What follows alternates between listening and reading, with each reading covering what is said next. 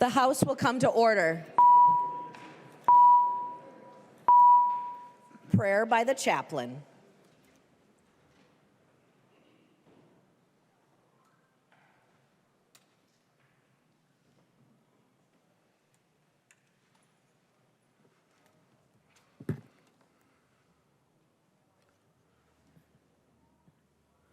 ओम भूर्भुवः स्वः तत्सवितुर्वरेण्यं भार्गो देवस्य धीमहि धियो यो न प्रचोदयात्. We meditate on the transcendental glory of the Deity Supreme, who is inside the heart of the earth, inside the life of the sky, and inside the soul of the heaven. May He stimulate and illuminate our minds. Astoma Sadgamya, Tamsoma Jyotirgamya, Mrityor Mamratam Gamya. Lead us from the unreal to the real. Lead us from darkness to light. Lead us from death to immortality. Tasmada Sakta Statam Karyam Karma Samachara Asakto Hyacharan Karma Parama Pranoti Purusha Karma Neva Hi Samsiddhi Mastita Jankadaya Loka Sangreha Mevapi Sampa Shankar Tumra Hasi. Strive constantly to serve the welfare of the world. By devotion to selfless, one attains the supreme goal of life. Do your work with the welfare of others always in mind. Om Saha Navavatu, Saha No Bunaktu, Saha Viryan Karva Bahai, Tejasvi Navaditamastu, Ma Vidvisa Bahai. May we be protected together, may we be nourished together, may we work together with great vigor, may our study be enlightening, may no obstacle arise between us. Samni va kuti, samna hirdayani va, samnamastu vo mano, yatha va susa hasti. United your resolve, united your hearts, may your spirits be at one, that you may long together dwell in unity and concord. Om Shanti, Shanti, Shanti. Peace, peace, peace be unto all. Om. Thank you. The chaplain for today is Raj Zed, President of the Universal Society of Hinduism. Pledge of Allegiance. Please remain standing and recite the Pledge of Allegiance to the flag of the United States of America.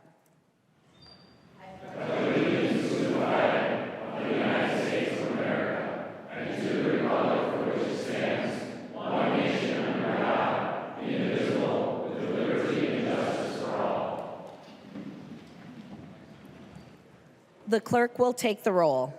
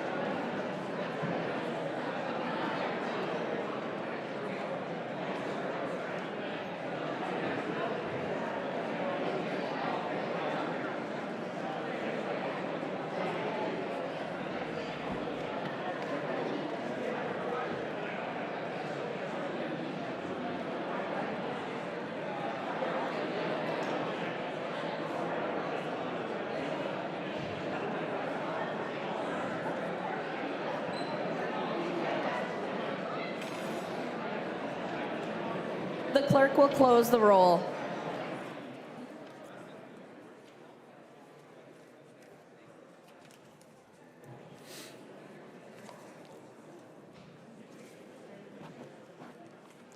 A quorum is present. The clerk will read the journal of the preceding day. Journal of the House, 94th Session, 2025, 17th Legislative Day, St. Paul, Minnesota, Wednesday, April 2nd, 2025. If there is no objection, further reading of the journal will be dispensed with, and the journal will be approved as corrected by the chief clerk. Hearing no objection, the journal is approved as corrected by the chief clerk. Reports of standing committees and divisions. A copy of this order of business is on your desk and online. If there is no objection, the reports will be adopted. Hearing no objection, the reports are adopted.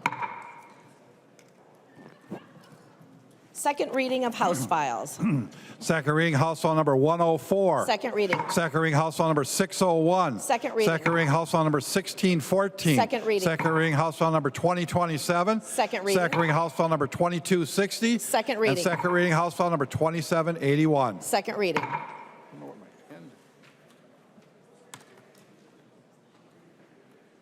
Introduction of bills. The following House files have been offered for introduction today. The chief clerk will report the House files and give them their first reading. Introduction of first reading of House Files 3080 through 3115. First reading, House Files 3080 through 3115.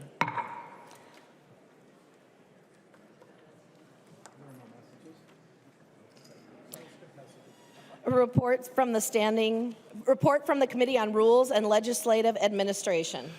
Long from the Committee on Rules and Legislative Administration, pursuant to Rules 1.21 and 3.33, designates the following bills to be placed on the calendar for the day for Monday, April 7th, 2025, and establishes a pre-filing requirement for amendments offered to the following bills.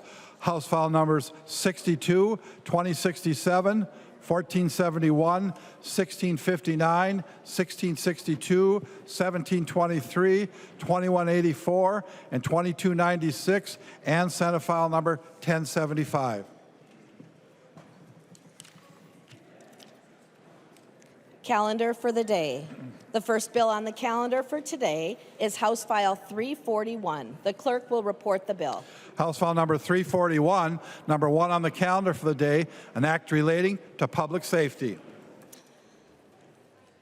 There's an amendment at the desk. If there is no objection, we will let the author explain the amendment or explain the bill before we act on the amendment. I recognize the member from Crow Wing, Representative Heintzeman. Thank you, Madam Speaker. Members, there's a lot that I could talk about this bill, Macy's bill. This issue came up in January of 2015. On the 15th of January, Macy and her daughter were hit head-on by a reckless driver, an unlicensed driver, and Macy remains to this day in a vegetative state in a nursing home. Macy's daughter was also in the car, and she recovered after 99 days in intensive care, and the family was physically, mentally, and financially destroyed by this event. Essentially, they were served a life sentence with no chance to return to life pre-accident, while the offender received a misdemeanor. Prior to the accident, the offender had 8 driving unlicensed charges on his record, and the day he destroyed the lives of this family, he was caught for the 9th time driving unlicensed. Since that time, he's had 5 more unlicensed charges. That's 14 times that this individual has been caught recklessly and illegally operating a motor vehicle. All those incidences were charged as a misdemeanor. My question has been, why aren't we imposing harsher consequences on those that would blatantly and repeatedly disregard Minnesota's law and put others at risk? Driving unlicensed is no different than driving under the influence, in my opinion, of an intoxicating substance. It's illegal, and you shouldn't be on the road. It's also noteworthy that they didn't get pulled over in each of those cases I mentioned earlier for operating a motor vehicle while not having a valid driver's license. They were pulled over for other reasons when it was discovered that they were unlicensed. Why is driving unlicensed treated as a lesser offense than other much arguably equal offenses? The illegal act is the same, and the tragic outcome is often the same. So, members, that is the bill.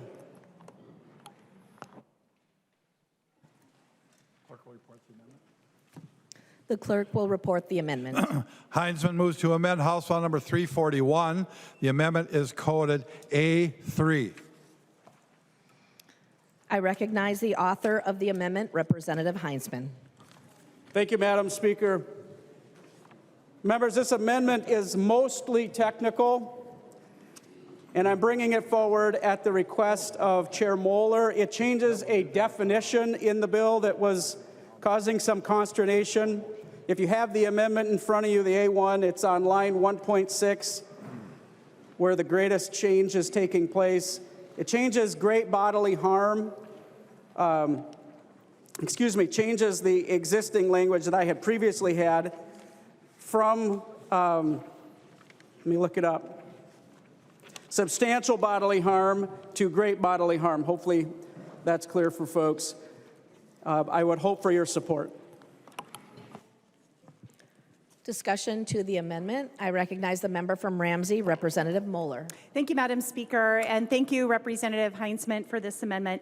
Yeah, this amendment closes a loophole that was sort of created by this bill before, where it would cover death and a less serious form of harm, but not a middle level of harm that was under statute is currently between those two. And so we just wanted to make sure that it would be kind of confusing to practitioners if it covered death and like a lower level of harm, but not something that's in between those two. So thank you so much for bringing this amendment. I recommend members vote yes.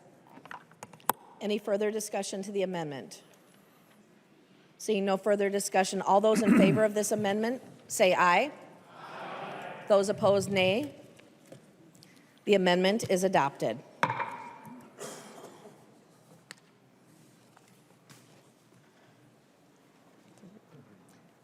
Third reading.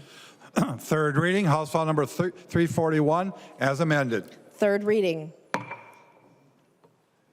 Further discussion to the bill, Representative Heintzeman.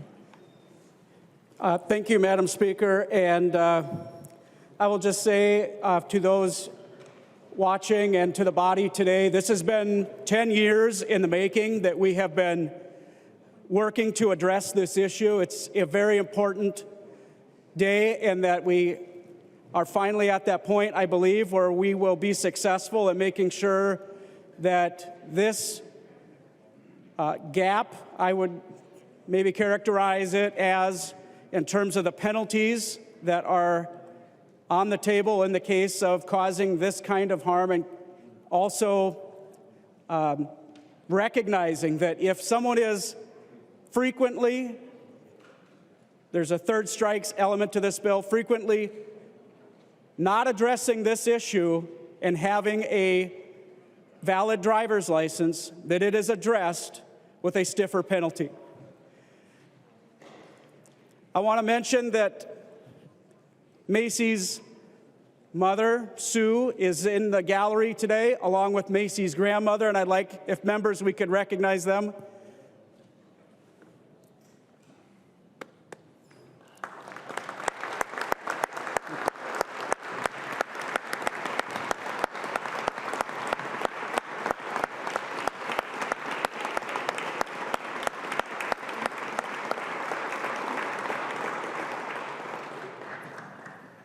Representative Heintzeman. Thank you, Madam Speaker. I guess I will just simply close by saying, members, it's long overdue, and I would ask for your vote of support. Please vote green. The clerk will take the roll.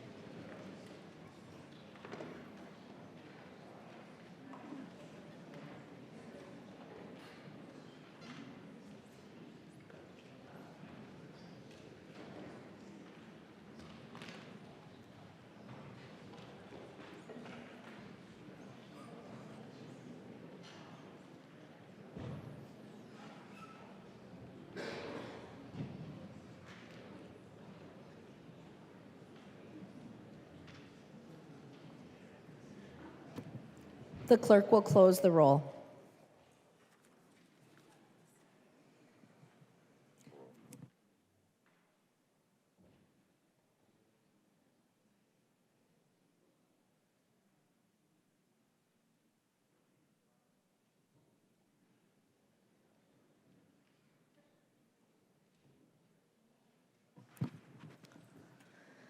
There being 120 ayes, 14 nays, the bill is passed as amended and its title is agreed to.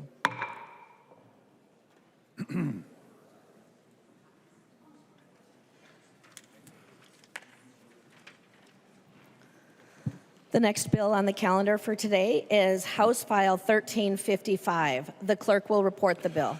House File number 1355, number 2 on the calendar for the day, an act relating to occupational safety, the second engrossment. There's an amendment at the desk. If there is no objection, we will let the author explain the bill before we act on the amendment. I recognize the member from Candio High, Representative Baker. Thank you, Madam Speaker and members. I am very proud to bring you House File 1355 today, known as the Brady, Ani, and Joseph Anderson Safety Act. This bill is about protecting workers from preventable tragedies and ensuring that the basic safety standards are in place for a growing and largely unregulated line of work in the state of commercial diving for aquatic plant removal. These are the jobs kind of marketed to young people. Summer job, it's active, it's outdoors, good pay. But what many don't know is it's just how little regulation is in law and exists right now, and that we need to change that today. There is no requirement for scuba certification. There's no requirement for safety equipment. And shockingly, there's no requirements for trained supervision in life-saving manners. House File 1355 addresses these gaps with 3 very straightforward safety measures. Number 1, it requires workers to be scuba certified. That's the really simple and most important thing that you have to do. These young people have to know what they're getting into, how to work the equipment. Certification gives them the knowledge and skills that they need to safely handle the equipment in such situations like debris and no visibility. It also mandates the use of a BCD, a buoyancy control device. Simple tools that allow a diver to quickly rise to the surface. If they're in trouble, you pull a cord like a life jacket and it brings you to the surface. That is not required currently. It also establishes a clear safety protocol that requires trained supervision.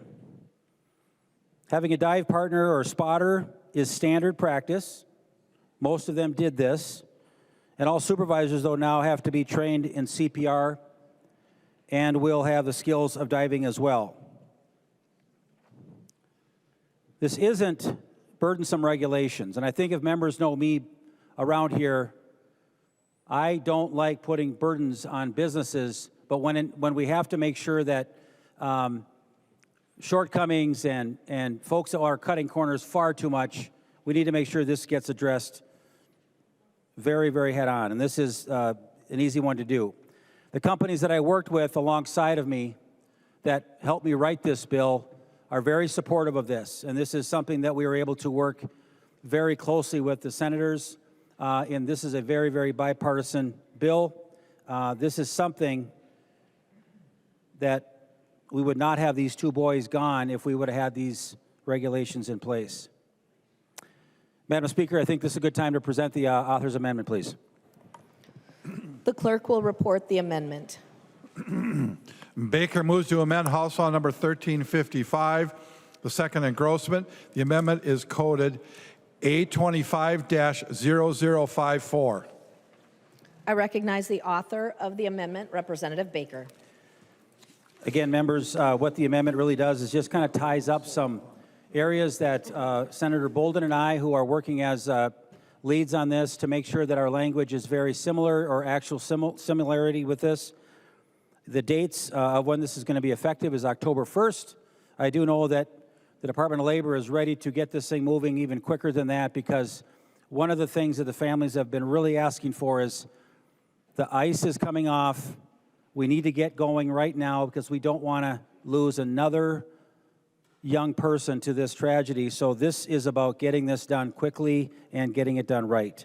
Also, the equipment requirements, members, makes sure that we're lining that up quickly. This is what, again, the providers, the authors of the bill, and the families were very engaged in helping us get this right. So, members, this is the amendment, and I would appreciate your support on this vote of the amendment. Discussion to the amendment. I recognize the member from Ramsey, Representative Pinto. Thank you, Madam Speaker. And members, this amendment makes the bill work in some ways that are certainly needed. I thank Chair Baker for it and would urge members to vote in favor. Further discussion to the amendment? Seeing no further discussion, all those in favor of the amendment vote aye. Aye. Those opposed, nay. Motion prevails. The clerk will give the bill its third reading. Third reading, House File number 1355, as amended. Third reading. Further discussion to the bill? I recognize the member from Ramsey, Representative Fisher. Thank you, Madam Speaker. I rise in favor of supporting the bill today. I want to say thank you to Representative Baker for the hard work he's done on this, taking what seemed to us were common sense solutions that should have been done years ago, and highlighting the problems that we had in working with the agencies and with the families to make sure this does not happen again. I encourage a green vote. Recognize the member from Ramsey, Representative Pinto. Thank you, Madam Speaker. And members, I thank Chair Baker for his work on this and the Ani and Anderson families. There's a handout being distributed. I suspect that Chair Baker will discuss it as well. But these just incredibly tragic situations that happened in the first week of employment for Brady Ani and Joseph Anderson. Members, when we have family members go to work, we expect that there is a system that is in place to make sure that they're going to be safe in that job. If there are our family members that are going to do a work such as cleaning weeds from a lake, that there's going to be safety. What this bill does is make sure that that is the case. And we want to add this to the system that we have of regulations in our state and in our country to make sure that our family members come home safely from work, and certainly in their first week of employment, that be the case. So again, thank you, Chair Baker. Thank you to the families. Let's make sure we get this done in time so that we can have our family members be safe this summer as well. Thank you, Speaker. I recognize a member from Wright, Representative McDonald. Madam Chair, I rise in support of the Ani and Joseph Anderson Safety Act. And I want to share a story with you. A friend of mine from Delano's son also did this work. He was just 18 at the time, same age as my son. that graduated last year. And this is the story that he shared, his father, who was a good friend of mine. Håkan has described to me what it was like to be underwater doing and pulling these weeds. And he says, first of all, his training with the scuba equipment was very basic at best. From what he described, it did not sound complete. It certainly did not result in certification, which shocked his father and mother. I asked him directly if he was actually certified to dive, and he said that he was not. He just learned enough to be able to put on the equipment and go underwater. Pretty basic. Once he was underwater, he described something that anyone who's ever been in a Minnesota lake would know. Once you're below the surface, it gets dark and murky very quickly. He had to go down 10 feet or more. And at that point, it's pitch black, utterly pitch black. He could not see anything at all in any direction. He could not even see his own hands in front of his face. To find the weeds, he simply had to feel around with his hands and discover where the weeds were and to begin to pull them up. This is an 18-year-old boy. He described this as almost terrifying because you can't see anything. You don't even know which way is up because you can't even see the bubbles escaping from the breathing apparatus.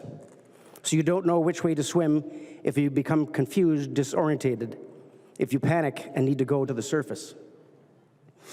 Worse, perhaps, is that you can't see what's lurking in those weeds. And there's a lot of things lurking in those weeds. Probably snapping turtles are the worst.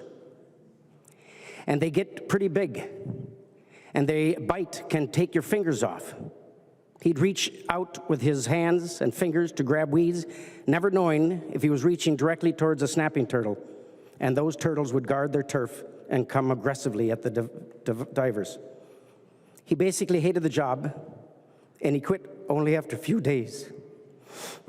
He said it's too terrifying, not worth the money, and not eager to ever do it again. In Joseph Anderson, I had photographed him a few times at St. Anne's Catholic Church. As my mother would say, there's no coincidence. There's a God incidence. Representative Baker was an altar boy at St. Anne's Church in Hamel. And Joseph Anderson was an altar boy at that church and leader at that church. All the boys looked up to him. He was a devout Catholic. He loved the Lord. He was an A student. He was a great athlete.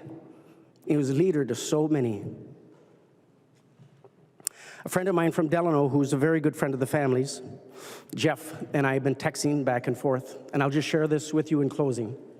And I asked the family earlier today, if I could share this, if the Spirit moves me, and if I can get through it. But they shared with me that Joseph Anderson had a servant's heart. So too did Brady Ani. But this is what Jeff said of Joseph. And you can think of this when you vote yes for this bill, to make sure it never happens to any of our children again. Joseph Anderson would have chosen this death if it could save another. I do believe that we are saving lives with this bill, Representative David. That is what Jeff shared with us. And Joe Anderson would be happy and would say it was worth it.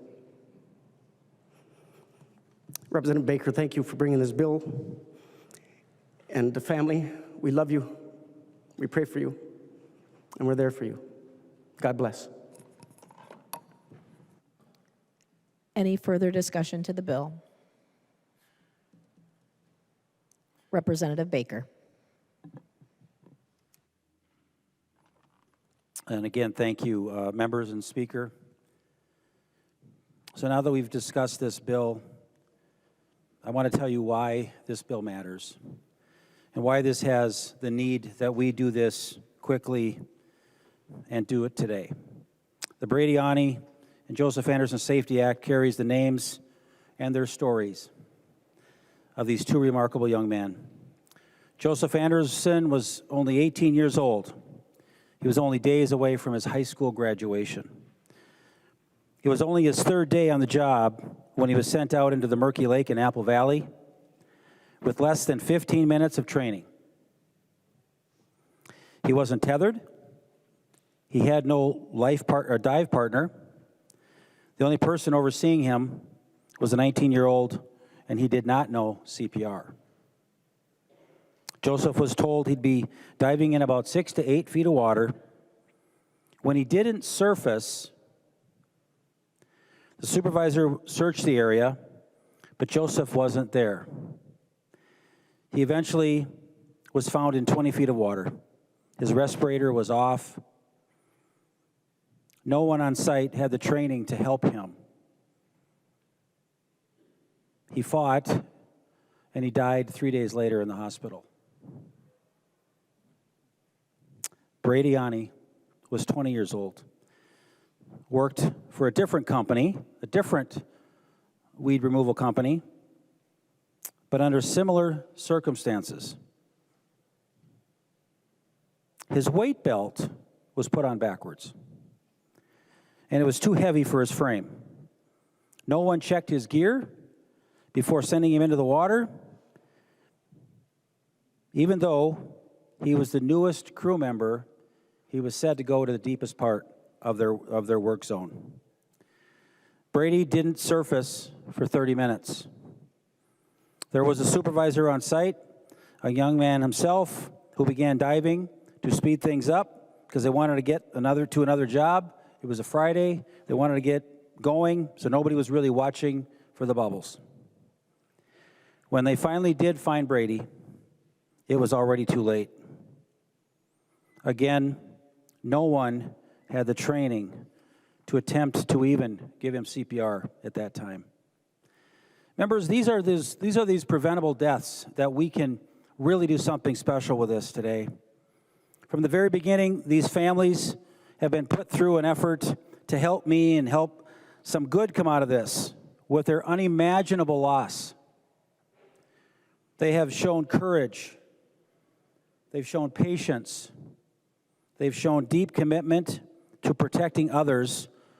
And they also have to understand, for this legislation to be successful, it had to include conversations with businesses that do this all the time.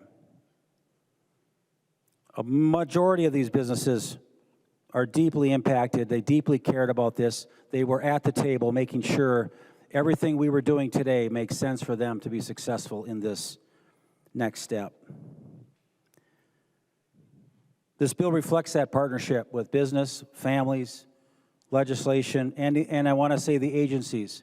The Department of Revenue, the DNR, as well as the Department of Labor have been very helpful in getting this over the finish line. There's even a small fiscal cost, and believe it or not, if you hear this, they're absorbing the fiscal cost. You don't hear that very often. This bill reflects that partnership with a lot of players here. The families, the responsibility, the industry, and we have the moral obligation to protect these young people. Brady and Joseph were doing what we wanted them to do as young people. Work hard, show up for work, earn a living, and we failed to protect them. Madam Speaker, I want to take just a moment to recognize Brady and Joseph's mothers are here today. Their dads are, one's out of town and one is currently working, but I want to recognize Dina Ani and Lori Anderson and having them just stand for a moment to say, I want to say thank you for always being there, for the enormous testimony that you brought to our committees. I can't thank you enough for doing this. Thank you.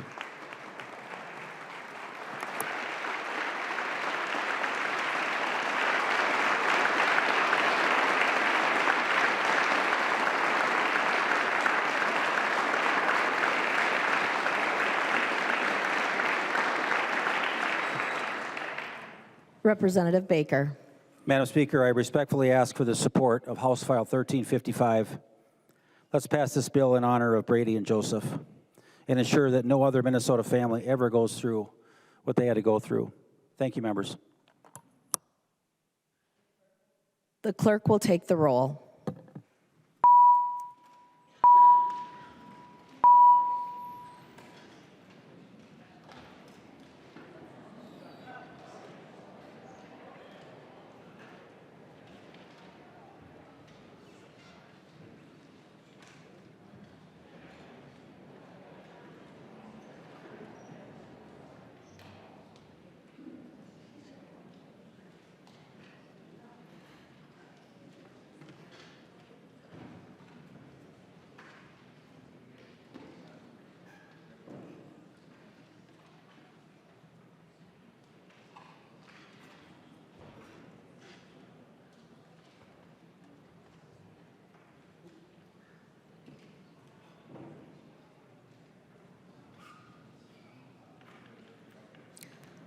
The clerk will close the roll.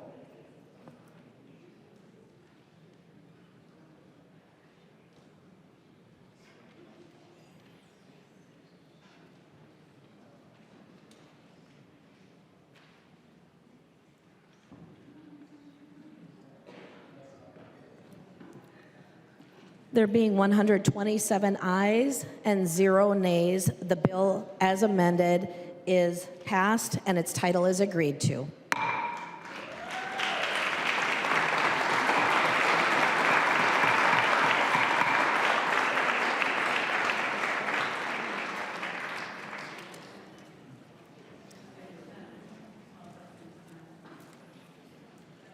The next bill on the calendar for today is House File 1998. The clerk will report the bill. House File number 1998, number 3 on the calendar for the day, an act relating to public safety, the first engrossment.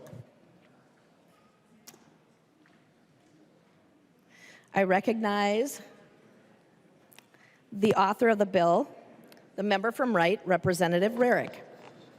Thank you, Madam Speaker. House File 1998 is an Office of Justice Program bill. It makes some technical changes to the victims notification requirements, and it modernizes communications with victims like they can use email.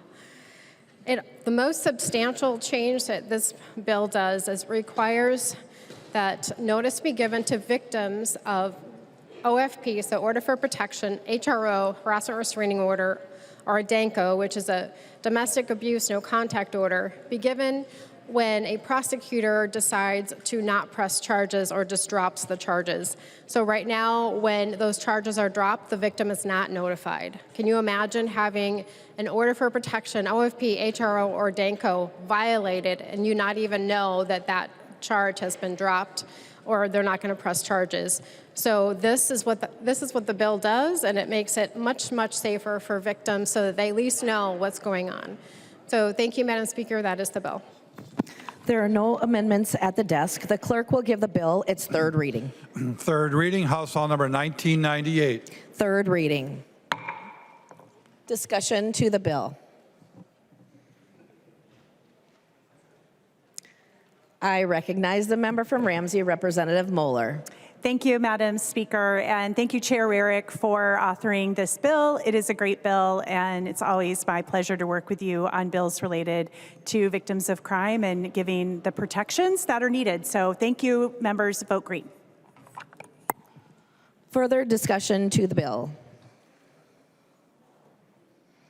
I recognize the author of the bill, Representative Rarick. Thank you, Madam Speaker. Thank you, members. Thank you for your support for this bill today, and I look forward to a lot of green votes up there because this is really protecting victims of violence. Thank you. Seeing no further discussion, the clerk will take the roll.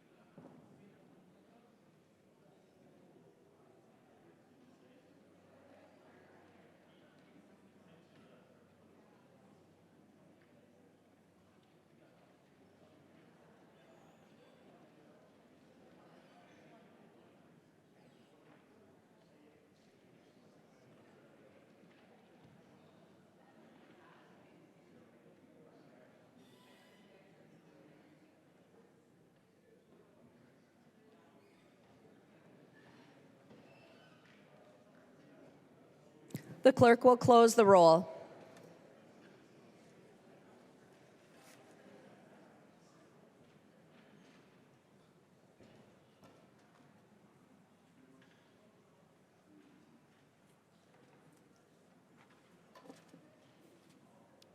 There being 132 ayes and 0 nays, the bill is passed.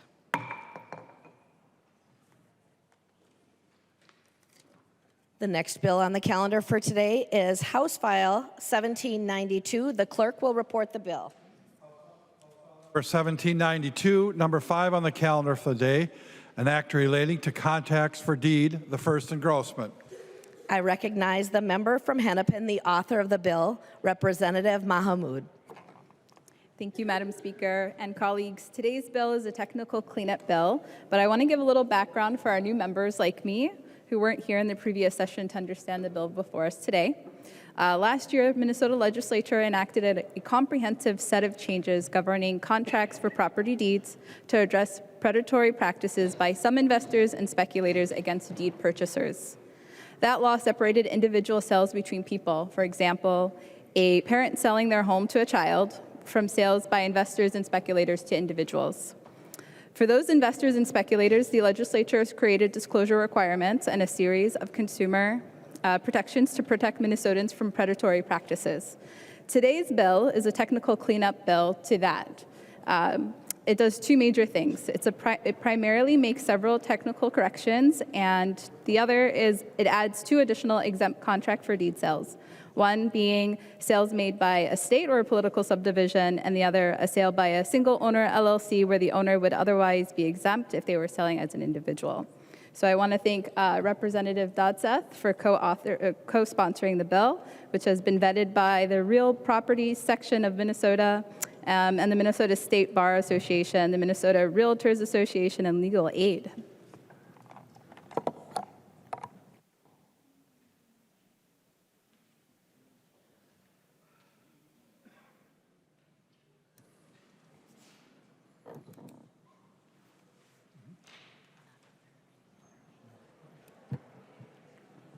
There are no amendments at the desk. The clerk will give the bill its third reading. Third reading, House File number 1792. Third reading. Discussion to the bill. I recognize the member from Carlton, Representative Dodseth. Thank you, Madam Chair, or Madam Speaker. Representative Mahadine, I want to thank you for taking the time and actually work through this bill. This is an excellent cleanup bill, and you really put a lot of effort into this, so I really appreciate your time and effort to get this to where it's at right now. I can speak from a realtor's, broker's perspective. I think we've all witnessed fraud in different industries, but especially in the real estate industry, and this just put some real safeguard rails back in place. So I want to congratulate you on this. A special note, today actually I'm wearing a pin that my granddaughter gave me. That's a smiley face with a high five. She said, "Grandpa, will you actually wear this on the House floor?" I'm going to wear this in honor of you, Representative, because you deserve a high five for doing such a great job. So thank you. Vote green and give her a high five. Thank you. Further discussion to the bill. Representative Mahamoud. Members, this is a good technical bill. Vote green. The clerk will take the roll.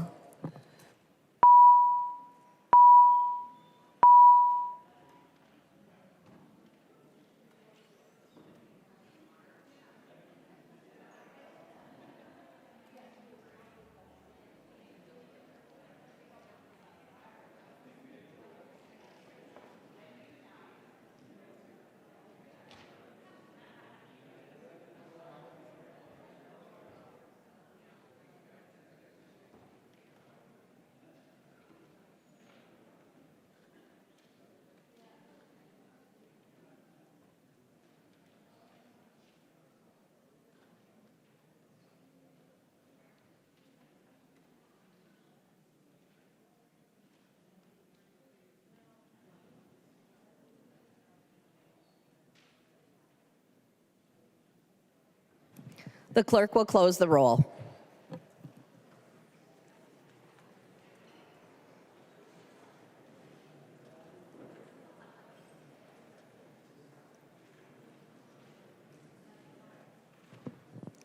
There being 131 ayes and 0 nays, the bill is passed and its title is agreed to.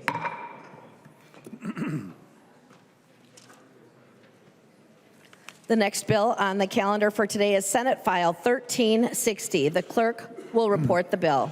Senate File number 1360, Number 4 on the calendar for the day, an act relating to public safety, the first engrossment. I recognize the member from Martin, Representative Olson. Thank you, Madam Speaker and members. This bill, it discusses increasing the speed limit by 5 miles per hour for towed implements of husbandry. So for those of you who don't understand agricultural terms, that is a towed piece of farm equipment. So whether it's towed by a tractor or it's towed by a truck, a implement of husbandry that is towed. So now you know something a little bit more fascinating, I guess. And the question is, why are we increasing the speed limit, right? They say, well, isn't this dangerous to increase speed limits? Well, currently, the state of Minnesota has 2 separate and confusing speed limits for towed implements of husbandry. So they've got some pieces of equipment that require a 30-mile-an-hour speed limit, and some of them that require a 35-mile-an-hour speed limit. And so we're asking these farmers to look at what their particular piece of implement speed limit is, and then asking them to drive accordingly. But we're also asking our peace officers to police them up according to what piece of equipment they are towing behind their vehicle. An example would be if you've got an anhydrous ammonia tank, you can haul that at 35 miles an hour, but a hay rake could only go at 30 miles an hour. And so the state troopers think that by melting it together and saying 35 for anything that's being towed, it'll be easier for everyone to know what the law truly is. And just one minor note before I let go of the mic here, it does not supersede any local speed limits. So even if you have your hay wagon and it's full of hay and you're barreling down the road at 35 and the tongue of your vehicle, you're wobbling back and forth with your hay rack out of control, if the speed limit in town is 30 miles an hour, you can only go 30 miles an hour, all right? So it will not supersede that. Your wild hay rack, the wild hay ride that you're on will not be able to go that fast. So a good way of ensuring that we clean up some of the confusion and just melding them together. So I ask for your support and your green vote. There are no amendments at the desk. The clerk will give the bill a third reading. Third reading, Senate File Number 1360. Third reading. Further discussion to the bill.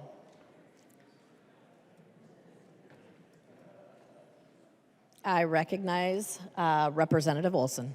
Thank you, Madam Speaker and members. Please vote to increase the speed limit for towed implements of husbandry to 35. Thank you.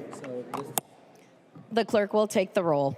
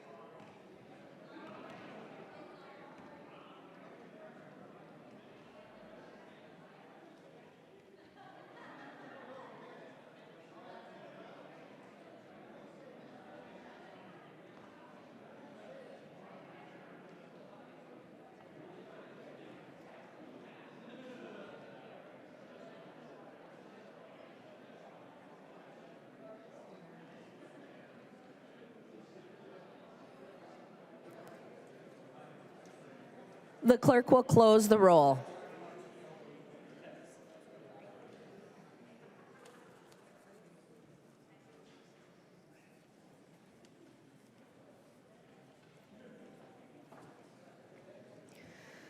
There being 133 ayes and 0 nays, the bill is passed and its title is agreed to.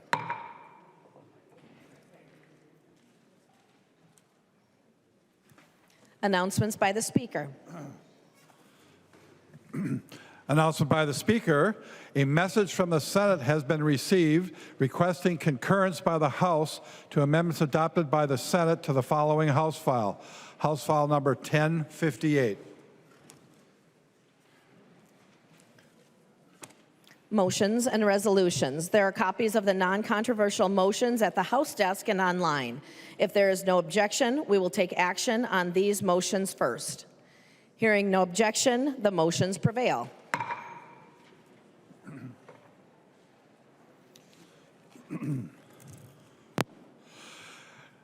Niska and Long offer the following resolution and move its adoption. Resolved that the agreement for House organization dated February 5th, 2025, as ratified by the members of the House on February 6, 2025, is supplemented and ratified as follows, and the document be printed in the Journal of the House for today, April 3rd, 2025. I recognize the member from Anoka, Representative Niska. Thank you, Madam Speaker and members. You're receiving copies of this at your desks, but this resolution is some cleanup, some issues that were discussed after the initial supplemental or the initial organizational agreement negotiated over the course of a few weeks between myself and Co-Chair Long, as co-chairs of the Rules Committee. There were a number of items that were suggested by both sides that didn't make it into the final agreement. It was carefully negotiated by both sides and was discussed in the Rules Committee, and we urge your support.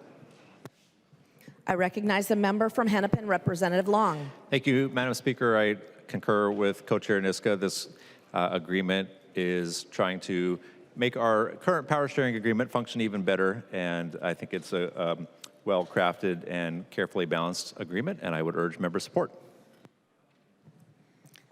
Any further discussion? The clerk will take the roll.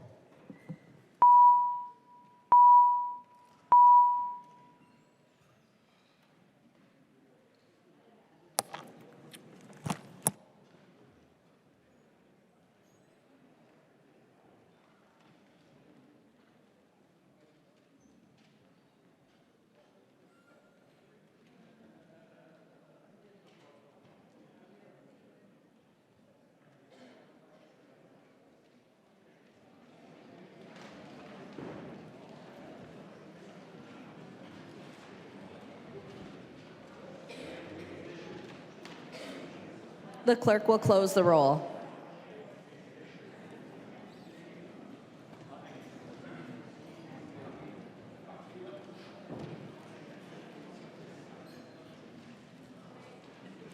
There being 133 ayes and 0 nays, the resolution is adopted. Announcements.